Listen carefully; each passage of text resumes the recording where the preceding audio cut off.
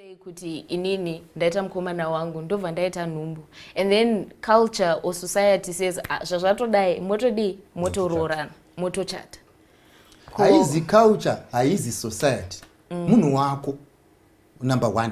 Okay. Number 2, iwewe kana wangu uchida bhazi rekuenda kuGaborone ukabira riri kuenda ku Cape Town, unonosvika kupi? Cape Town. Unofunga kuti vanhu vari mubhazi vangaziva kuti hausi kuenda kuCape Town?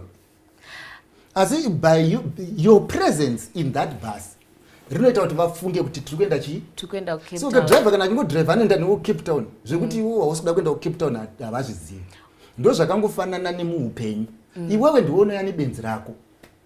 Isu tinongoona kuti munhu auya ndiye munhu kwaye kwaari. Do you get the point? Hatiziri isu tiri kukumanikidzira. Saka ndokwanisa kuti driver mirai ndakwira bhazi risiriro ndisiye henyu pano I'll make a plan to go back. Ndo zvawaifangwa kuita manje pasina vana. Problem yakanetsa ndeyekuti izvo unoda kumisa driver iwewe pamusana pekuti wakuda kurutsa. Samuta ndichakwanisa kuchinja jeni yachinonda nemwana.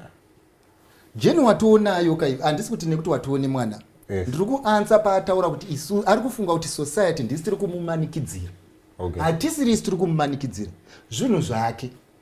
Atada kuyamaidzwa kuti iye ari kuti we are saying that ina angu haingakwanise kuti ndichati na Ernest. Saka it's better Ernest aende ndosara kune mwana wangu. Regai ndibokubvunzai imimi mbotorai kuti muri ndimi isusu. Ndokubhadharira chikoro Modesta. Orova 7 years uri kuchikoro eta primary, 6 years uri ku high school. Umbva wazodzoka after 13 years idzodzo oti pai ndaitamba ndakuda kutangisa. Utaura nini? Ndofanga kuita sei?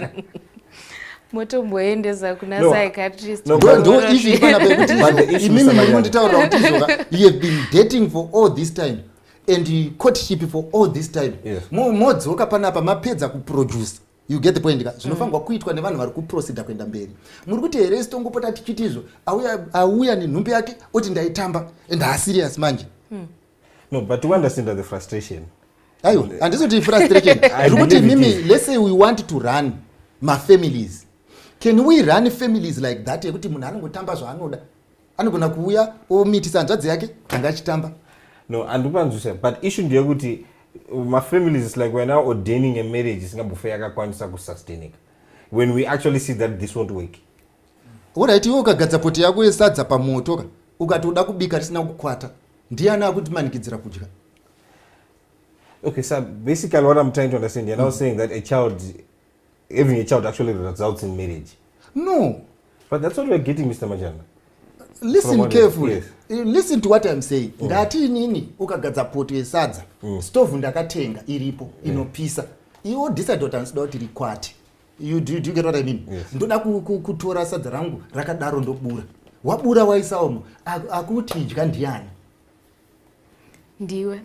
Because it's a matter of choice. It's a matter of choice. No choice yawaita. Hatinenge ndaita. Saka you cannot say you don't want the destination but iwewe wakwira bhazi riri kuenda ikoko. I hope you get what I mean. So the issue iri panapa ndeyekuti izvoka we cannot correct things kuma results when we do not want to correct formula. Nyangwa wanoita process control.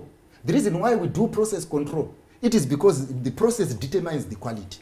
There is no way you can expect good things kokupedzisira when you didn't do the process control.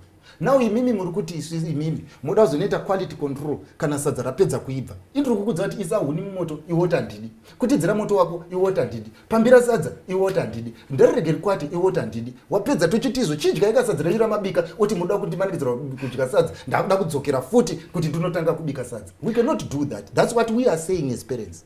What we are saying as parents ndekuti imimika zivai because imimika you are not the first ones to be here. Zvinhu zvamuri kuita zvakatomboitika. You know kuti munhu akadai zvinodai, munhu akadai zvinodai. So there is if you decide kuti ndoda kudaro, complete the circle.